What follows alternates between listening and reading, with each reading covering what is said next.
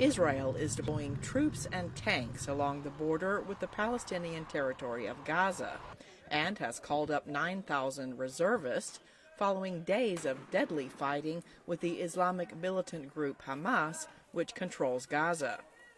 Palestinian militants have fired more than 1,800 rockets, and the Israeli military has launched more than 600 airstrikes, toppling at least 3 apartment blocks.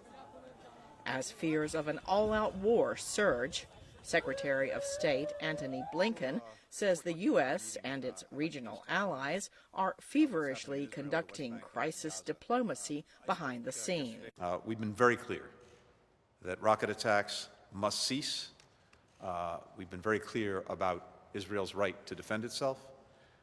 We're also engaging our regional partners with urgency to see to it that calm prevails, and our heartfelt condolences go out to the loved ones of those lost. Before the current crisis began, the Biden administration had reached out to Palestinians, but had not made the Israeli-Palestinian conflict a top priority. Several Democratic lawmakers went to the floor of the House this week to express their support for Israel amid the deadly violence. In case there is any confusion, Hamas is a terrorist organization designated by the United States, dedicated to the destruction of Israel, and which Congress has and must condemn for killing innocent civilians and using women and children as human shields.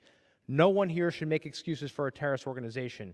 But one Democratic member said the U.S. should stop giving the green light to Israel to kill Palestinian civilians. Help me understand the math. How many Palestinians have to die for their lives to matter? Life under apartheid strips Palestinians of their human dignity. How would you feel if you had to go through dehumanizing checkpoints 2 blocks from your own home to go to the doctor or travel across your own land?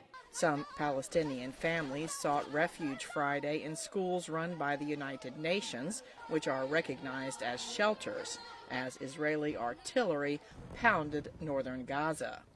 The Israeli military says the artillery attacks are intended to destroy a vast network of militant tunnels. Cindy Sain, VOA News.